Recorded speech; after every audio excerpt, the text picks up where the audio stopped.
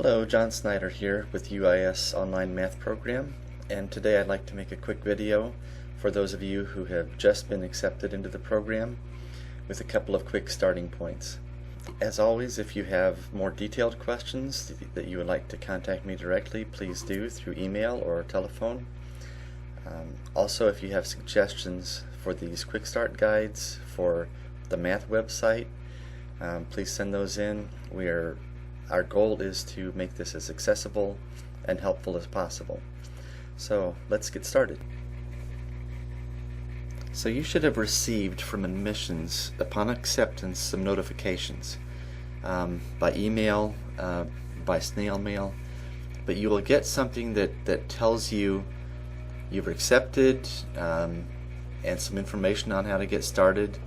There will be an activation code included in there, and that's important for you to keep. That once you have that, you need to go to uis.edu/registration and scroll down a bit here. There's NetID information right there. So first thing you have to do is to get your NetID set up, get your password set and all of that, so that you can actually log into some of the more important things here. Now, at this point we want to introduce the DARS to you. That's the Degree Audit Report System, and down at the very bottom of this registration page, which by the way you might as well bookmark because you'll want to do a lot of things here at registration. There's your course schedules, and this is how you register. A lot of other information here, but down at the bottom of this page you start seeing DARS. Now, DARS Web for Faculty is where I go in, but here you have info and instructions for students, so you can read through that and see how it works. And then there's Enter DARS Web for Students. That's where you have to have your NetID set up so that you can log in. But clicking on that, you will then run a degree audit for yourself, and you'll have the choice there to select the default program. Just let it run what it's already got set up, and that will be what you have been admitted to. You can also change that if you want. If you want to find out, suppose we're doing a different program, suppose I added a minor, suppose I added something else, or if I changed something there, what would that look like? So you can run the default or other hypotheticals if you want, but just run your default for sure the first time you get in there and see what has transferred over. So once you've run your audit and you have opened it to view the audit, it'll take you to something that's much like this. Sort of like this, because this is actually a collection of screen captures. It's been altered, obviously, and there's strange fonts in it, but it gives you the general idea of what a DARS audit will look like. And we don't actually have a student here named Isaac Newton, but this should give you the idea. Up at the top here, it will have the date that this audit was prepared. It will have the student's name, and the program code for all of you math students will be 9755BA. Just coming in, you will see that this advisor right here will be blank for a while. That's until math gets the file set up in the office and we get an official faculty advisor assigned. That doesn't mean you don't get any advice here. You can obviously contact me directly. For things that we'll need a faculty signature for, we'll just run that by the department chair, Dr. Chan. It will say here at the top, graduation date unknown. As you're first coming in, obviously that's a little bit far away to know that date. It'll have the catalog year, 2016-01. 01 is January, so that would be a spring semester entry. There's some nice little pie charts and things for you to look at the top if you like those. Make sure you click on this Open All Sections. So that will make sure that you're looking at a full view of the DARS report and not a very condensed view. So going down here, first thing of interest will be actually the transfer information. Now, the number of hours that you have attempted in the past before you came here are not usually the same thing as the number of hours that are earned. There's a lot of reason for that discrepancy. You may have attempted 69 hours, such as Isaac Newton has attempted, but only earned 44 hours for transfer credit. Some of those may have been a grade of F on a class, which obviously doesn't get a transfer credit. Sometimes it will be from a non-accredited institution, and the most frequent reason why this would be different here would be that there are excess hours that cannot be used.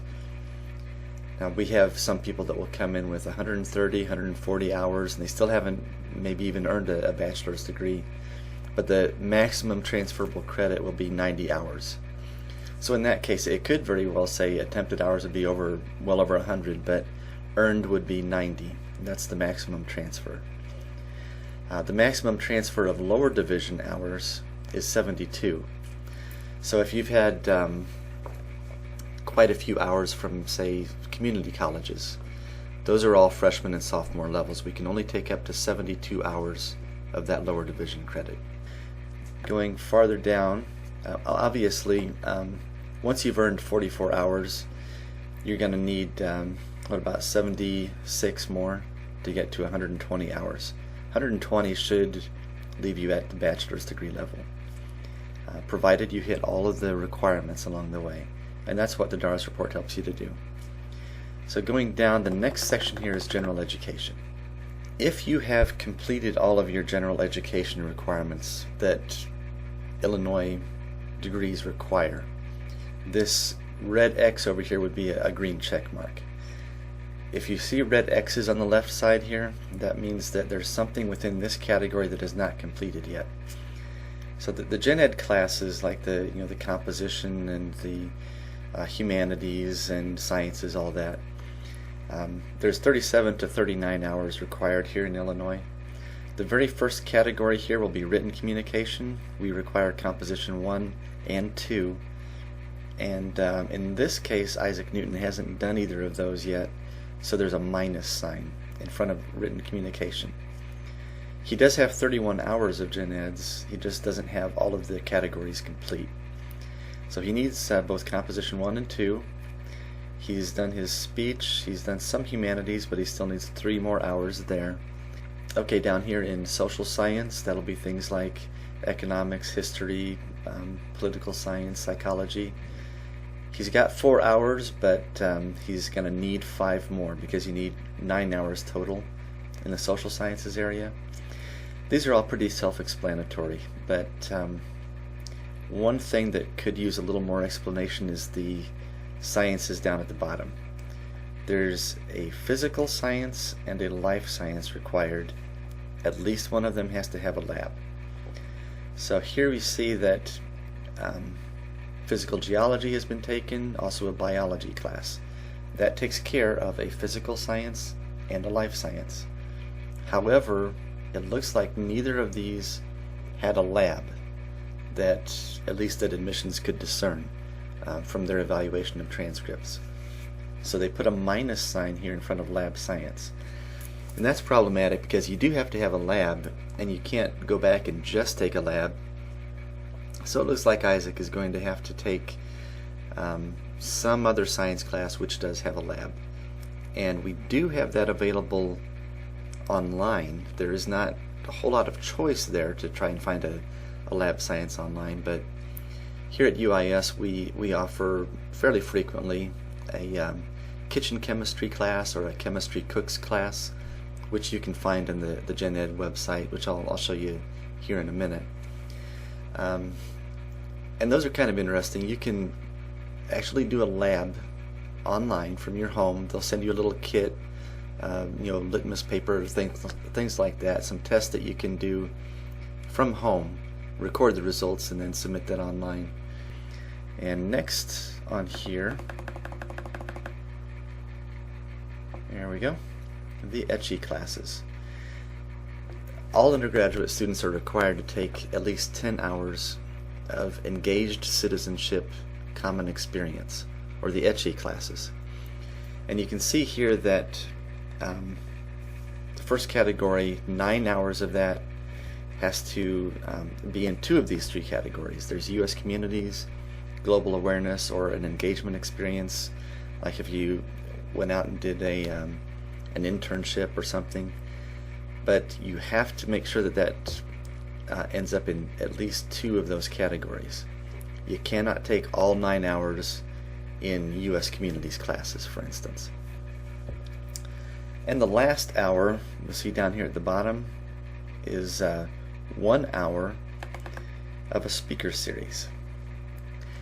The speaker series is offered every single semester. There's a lot of sections of it on ground, a lot of sections of it online.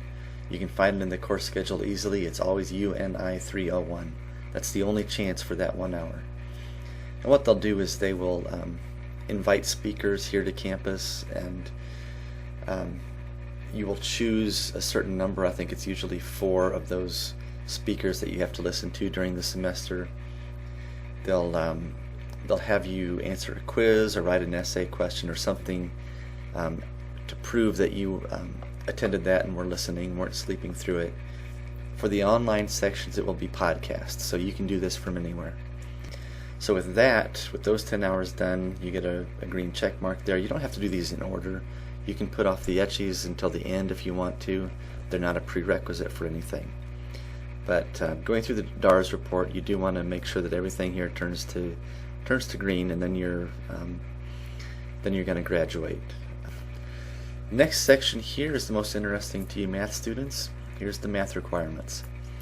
It's separated into 2 categories here. First, it will say mathematical sciences core requirements, and then it says cluster requirements. So there's 16 hours up here, there's 16 hours down here. All of the math classes are 4 hours. So there's 8 classes that you need to take, plus this one here.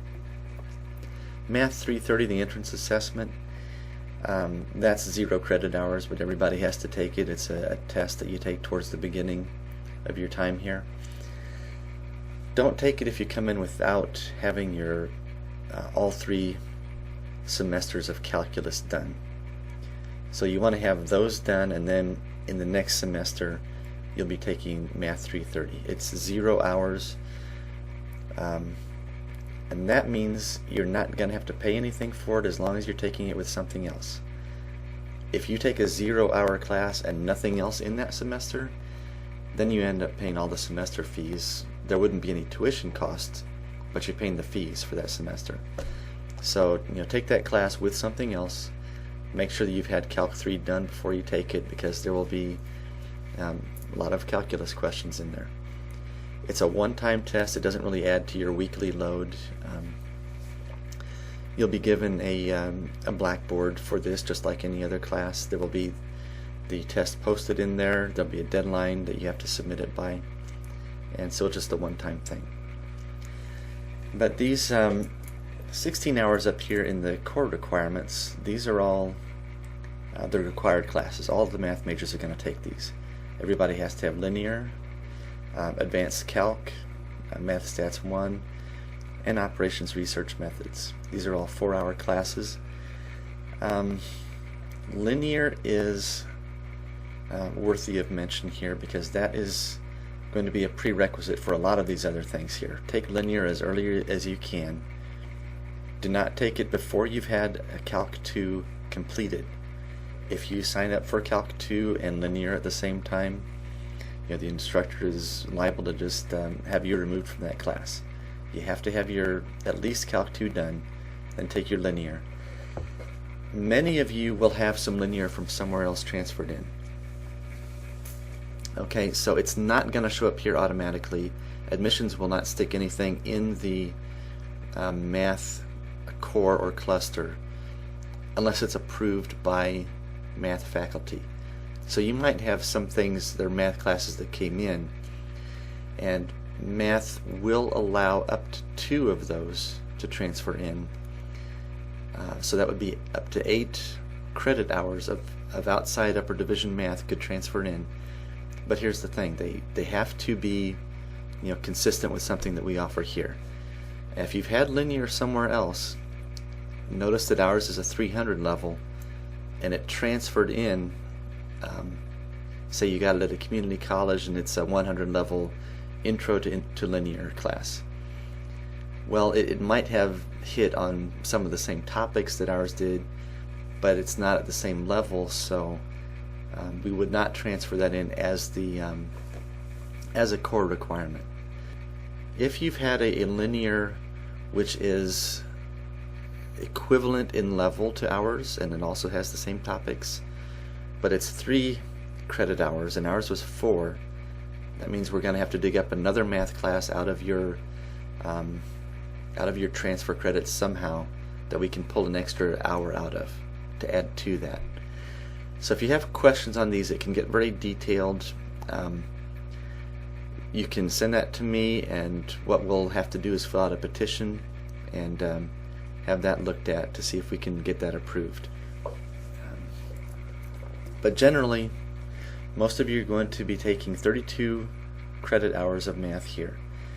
Now the cluster requirements, this is where you have some choice. You can take cluster A, which would be the theoretical one, and teaching students will take this. There's 403 and 404, so you've got abstract algebra and geometry there. That's an upper division geometry class. And then it'll say Math 3 and Math 4. That just means any other elective that you like out of math, Diffie-Q or real analysis or something else that has to be a 300 or a 400 level class, and they will fit into that cluster. So that gives you 4 classes. If you choose cluster B, these are the stats.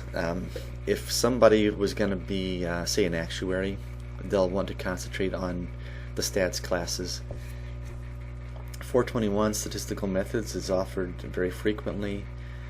432 is Math Stats 2. And notice up here, 431 is required for everybody. That's Math Stats 1. These are in rotation. We pretty consistently will offer Math Stats 1 in a fall semester. Math Stats 2 will be in the spring. The rest of it is kind of housekeeping stuff that admissions has in here, or I should say registration has in here. There are requirements here that check to make sure you had 48 hours upper division, 72 hours lower division maximum. And then it will check for at least 120 hours total. It will check for a cumulative GPA. It has to be at least 2.0. And at the very bottom we have these courses not used. As I said, the courses not used will be either, well, you may have failed a class, it'll go down here at the bottom, that can't be used, or these will just be overflow. If you transferred in a whole lot more hours than you needed, a lot of them will fill up down here in the bottom. If that is the case, and if you have some gen eds missing, you might want to compare these two. Look at the courses not used towards the degree, and then go up to the top and look at your gen eds again. So maybe you'll see social science here. You have 4 hours added. You still need 5 hours, but you noticed down in the bottom in courses not used, it had something that looks a lot to you like a history class, and admissions did not put that up here into social science during their evaluation. Sometimes they overlook things, sometimes they have a reason. Maybe they looked at it and said that's not really sufficient to meet it, but we can still ask that question. We can fill out a student petition form and send that over there and have them re-look at it in the gen eds area. Okay, so any other detailed questions? I can actually pull this up for you while you're pulling up your own at home, and we can look at the same thing. We can talk about it over the phone if you'd like to do that. So let's go on to the next thing. I want to show you briefly where to find those petitions that I just mentioned, and then we're going to go on to the semester course lists.